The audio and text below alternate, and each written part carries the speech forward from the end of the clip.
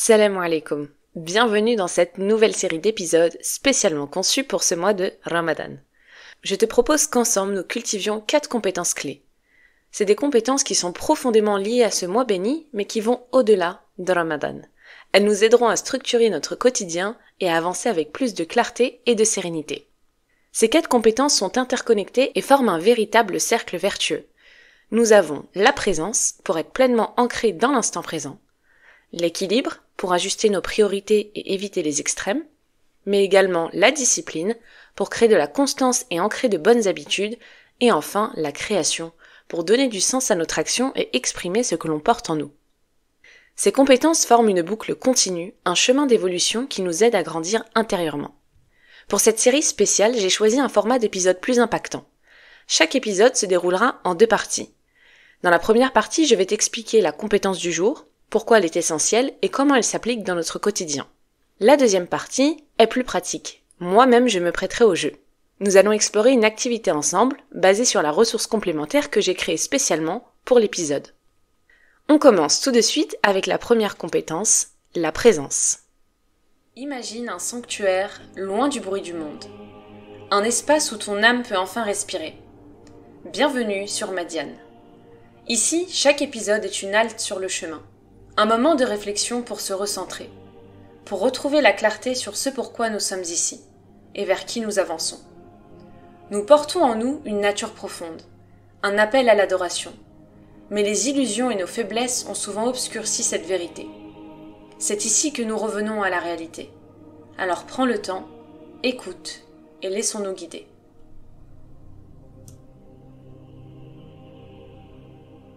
Pourquoi parler de présence ? Eh bien parce que sans elle, on passe à côté de notre propre vie. On prie, mais l'esprit vagabonde. On est en famille, mais on pense déjà à demain. On jeûne, mais on oublie pourquoi. Le mois de Ramadan, c'est justement cette invitation à ralentir et à revenir à l'instant présent. C'est un mois qui nous aide à réapprendre à être là, à ressentir chaque sensation, à observer notre souffle, notre faim, notre patience. Le mois de Ramadan a déjà débuté. Et je vais te demander de penser à ta journée d'hier. Combien de moments as-tu réellement vécu en pleine conscience, sans être absorbé par autre chose? Et combien de moments as-tu passé en pilotage automatique sans même t'en rendre compte? Car sans présence, tout devient mécanique. Tu lis un livre, mais par exemple après 10 pages, tu ne sais même plus où tu en es. Tu es en train de manger, mais tu ne ressens même pas le goût de ce que tu avales. Tu écoutes quelqu'un parler, mais au bout de quelques minutes, tu réalises que tu n'as rien retenu. Tu fais une tâche quotidienne, mais arrivé à la fin, tu ne te souviens même pas de l'avoir faite. Et c'est là qu'on se rend compte que vivre sans présence, c'est comme être là, sans être là. Le Ramadan est alors une école de la présence. C'est une école qui nous oblige à ralentir et à reprendre conscience de notre corps, de notre esprit et de notre foi. On ressent la faim et la soif au lieu de les ignorer. On observe nos pensées au lieu d'agir mécaniquement. On écoute le Coran par exemple au lieu de simplement l'entendre. Et c'est cette prise de conscience qui nous reconnecte à notre humanité et à notre spiritualité. Voyons voir un peu ce que représente la présence. Mais tout d'abord, imagine que ton esprit est comme une radio. Une radio qui capte 1000 fréquences en même temps. Il y a la fréquence des to-do list par-ci, des notifications par-là, des souvenirs, des inquiétudes. Et parfois, il y a tant de bruit qu'on oublie même sur quelle station on voulait être au départ. Mais quand on ajuste la fréquence sur la bonne onde, quand on élimine les parasites, tout devient plus clair. On est là, pleinement, présent.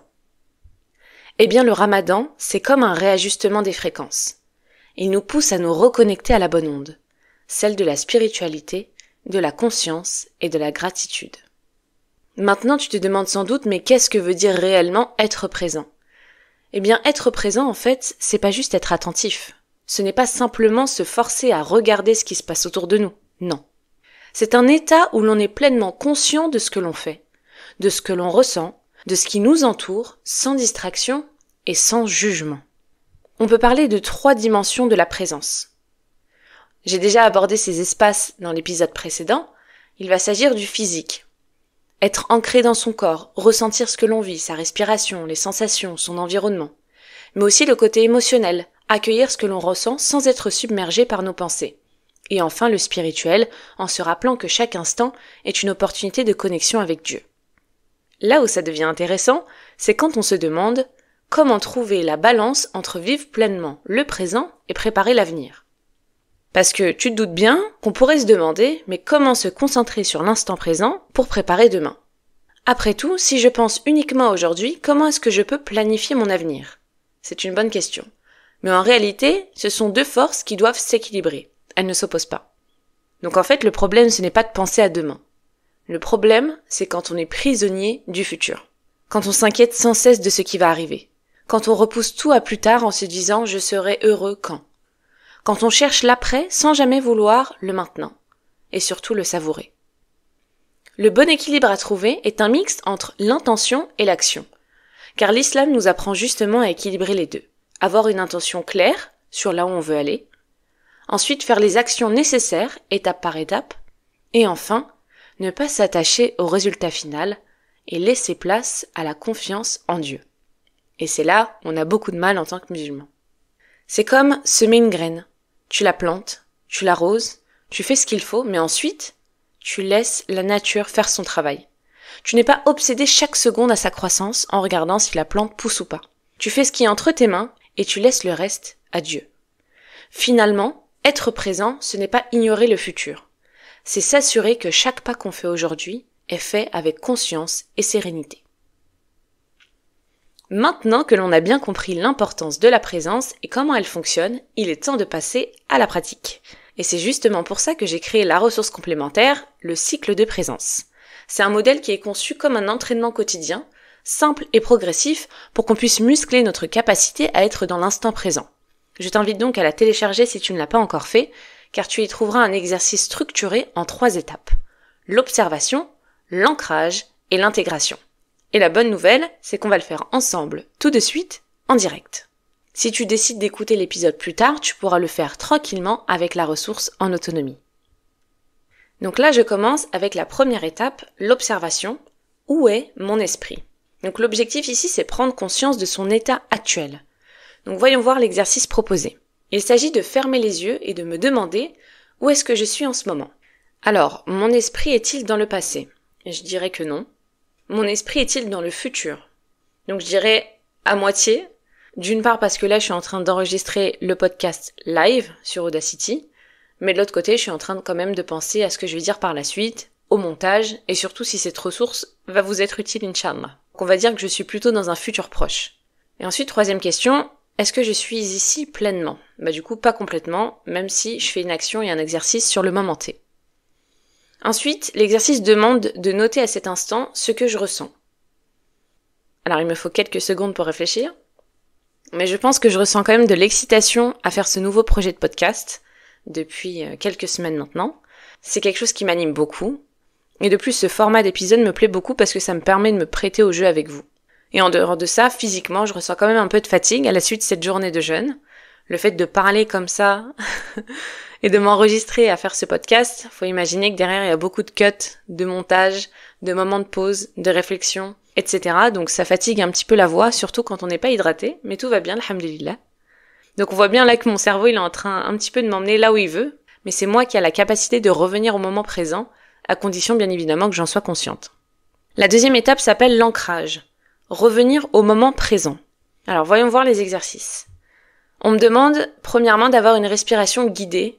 Donc c'est une respiration 4-4-4 et en fait c'est ce qu'on appelle également une respiration carrée.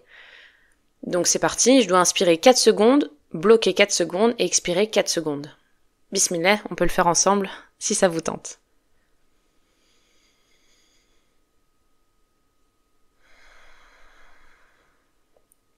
C'est fait. Donc pour moi qui fais de la méditation et du yoga de temps en temps, c'est vrai que se concentrer sur la respiration, c'est le moyen le plus rapide, honnêtement, pour se concentrer sur le moment présent. Après, voilà, faut savoir prendre le temps de le faire et surtout, de se détacher de cette gêne en se disant « ah c'est bizarre à faire » ou « à quoi ça va me servir », etc. Il faut vraiment essayer pour comprendre l'impact que ça peut avoir.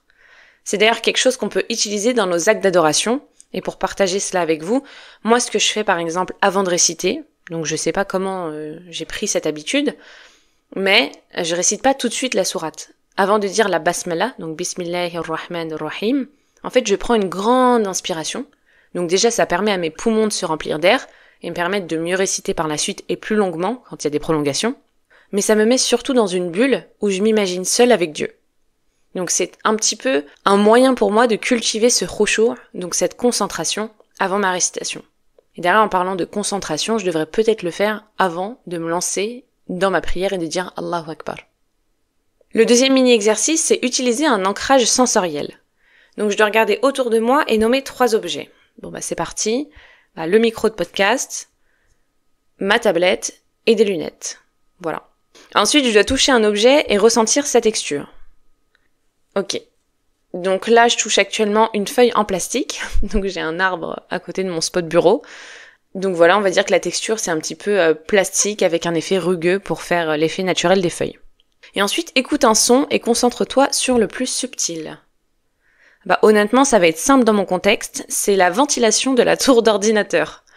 Donc là, c'est une des problématiques que je rencontre quand j'enregistre ce podcast, c'est que je dois faire pas mal de corrections d'audio, vu qu'il y a ce bruit en fond qui est justement assez subtil quand je m'enregistre. D'ailleurs, dans ce petit exercice, vous pouvez choisir uniquement un ancrage sensoriel au lieu des 3 par exemple. Ensuite, dernier petit exercice, l'invocation de reconnexion. Donc ici, on nous donne un exemple. Ya Allah, aide-moi à être pleinement ici. Et pour ma part, je vais demander, Ya Allah, permets-moi de pleinement sentir ta présence lorsque je suis en train de créer du contenu islamique. Voilà, bismillah. Et enfin, petite note, en revenant au moment présent, j'ai remarqué que, donc là, ce travail qui a été effectué avec ces 3 mini-exercices, ça m'a permis de me recentrer avec vous-même, en fait, je dirais, plus que moi-même. Dans le sens où enregistrer un podcast, voilà, il y a une sorte de script, je dois suivre un fil conducteur, mais là le fait de me prêter à l'exercice moi-même, ça me permet justement de parler un peu plus naturellement avec vous, comme j'aurais pu le faire en temps normal lors des lives. D'ailleurs, j'espère Inch'Allah pouvoir programmer des lives à l'avenir avec vous. 3e étape, l'intégration. Agir en pleine conscience. Donc ici, je dois choisir une action à faire avec intention. Donc il y a une liste d'actions données. Pour ma part, je vais choisir une que je peux faire sur le moment même avec vous. Donc du coup, on va prendre ouvrir un livre et lire une phrase en la laissant résonner quelques secondes avec vous. J'ai un livre à côté de moi. Donc c'est un livre de Myriam Lagdar Bounamcha, Retour à l'essentiel. Donc c'est ma belle-sœur d'ailleurs qui me l'a prêté. Donc là, je vais ouvrir vraiment au hasard le livre et vous lire justement la phrase sur laquelle je suis tombée. Bismillah. Alors, donc là, je me mets à lire le passage sur lequel je suis tombée. Qu'est-ce que je constate ? Je constate que j'ai reçu des valeurs de mon mari, qu'il me les a transmises. Ma première valeur est dorénavant Dieu, comme celle de mon mari. Je m'aperçois que les valeurs amour, famille et cohérence ont changé de place, mais sont restées indispensables à mon bien-être ici-bas. L'amélioration a fait place à l'apprentissage, devenu pour moi vital. Donc voilà pour le passage de ce livre. Donc ici c'est intéressant parce que la question en plus posée, elle est en gras vraiment dans le livre, c'est qu'est-ce que je constate ? Et donc là on est vraiment dans un exercice de présence, donc c'est intéressant de voir que subhanallah, ce passage-là est assez lié. Pour ma part, alhamdulillah, je suis mariée, et ici elle explique que elle a trouvé exemple auprès de son mari, et c'est vraiment quelque chose que je vous invite à faire au quotidien, donc avec les personnes qui vous entourent. Donc souvent on se met à regarder les autres par rapport à leurs défauts, mais on oublie qu'on peut prendre exemple aussi sur des personnes qui nous entourent, des exemples sur leur comportement, sur leur manière d'agir, sur une parole qui a été dite, sur pas mal de choses. Et petite parenthèse, quand j'étais plus jeune et que je cherchais à me marier, souvent on se focalise sur les aspects spirituels mais un petit peu extérieurs et superficiels. Ah, moi je veux quelqu'un qui connaisse un peu plus de Coran que moi pour pouvoir me l'apprendre. Ah, je cherche quelqu'un qui vraiment a une connexion avec Dieu exceptionnelle, etc., etc., etc. Donc on a certains critères, et subhanallah, Dieu m'a accordé un mari qui en fait sur papier n'avait pas les critères que je cherchais. Par contre, Dieu m'a donné une personne à mes côtés qui me permet justement d'avancer et de me rapprocher davantage de lui. Parce que c'est bien de vouloir quelque chose, mais en fait il y a une différence avec ce dont on a besoin réellement. Et c'est exactement ça. Je voulais potentiellement quelque chose et Dieu m'a dit non, en fait tu as besoin de ça. Subhanallah. Donc faut apprendre à l'accepter et en tirer le plus de bénéfices, alhamdulillah. Donc voilà pour la petite parenthèse. Et ensuite, dernier petit point de cette 3e étape, l'action que j'ai faite avec présence aujourd'hui est, du coup, l'action que j'ai faite avec présence aujourd'hui, c'est vraiment cet exercice avec vous, la lecture de ce passage par exemple, et l'enregistrement de ce podcast. Donc là, j'ai 3 options pour ma part, alhamdulillah. Donc voilà, là je viens de compléter ce qu'on peut appeler un cycle de présence. Donc c'est pas un état magique qui s'atteint une fois pour toutes, mais un entraînement à répéter encore et encore jusqu'à ce qu'il devienne naturel. Donc je t'invite quand même à télécharger la ressource si tu ne l'as pas encore faite, car cette ressource-là est plus détaillée bien évidemment que l'exercice que je viens de faire avec vous. Donc il y a bien sûr ces 3 étapes, mais j'y ai ajouté une note intéressante, donc je t'invite à la consulter, mais également un tableau de suivi sur 7 jours, un petit peu une sorte d'ordonnance que je te donne, avec le but de l'appliquer 3 fois par jour afin d'observer comment ta perception du présent va évoluer, Inch'Allah. Sur ce, n'hésite pas à partager ton ressenti, ton expérience, tes prises de conscience après cet exercice sur Patreon en rejoignant la communauté. Je mets comme d'habitude le lien en description. Il est également en bio de la chaîne YouTube. J'ai hâte de savoir ce que cet exercice t'a apporté, Inch'Allah. On vient de découvrir ensemble l'importance de la présence et comment elle peut transformer notre quotidien, surtout pendant ce mois de Ramadan. Nous avons vu que la présence, c'est loin d'être une simple notion abstraite. C'est une compétence à cultiver, à pratiquer et à ancrer dans chaque instant. En étant pleinement ici et maintenant, on se connecte davantage à Dieu, à nous-mêmes et à notre entourage. Le défi, c'est de commencer par des petites actions conscientes. C'est exactement ce que nous avons fait aujourd'hui avec l'exercice du cycle de présence. Je t'encourage donc à intégrer cette pratique dans ton quotidien, à la répéter et à observer son impact sur ton esprit et ton cœur. Dans les prochains épisodes, nous allons approfondir l'équilibre, la discipline et la création pour que ce cercle vertueux te soutienne tout au long de ce mois de Ramadan et bien au-delà, Inch'Allah. Sur ce, Salam alaikum. Le temps est venu de quitter ce sanctuaire, mais seulement pour mieux y revenir. Merci d'avoir écouté. Si cet épisode t'a parlé, partage-le et laisse ton ressenti. On se retrouve bientôt sur Madiane. Salam alaikum.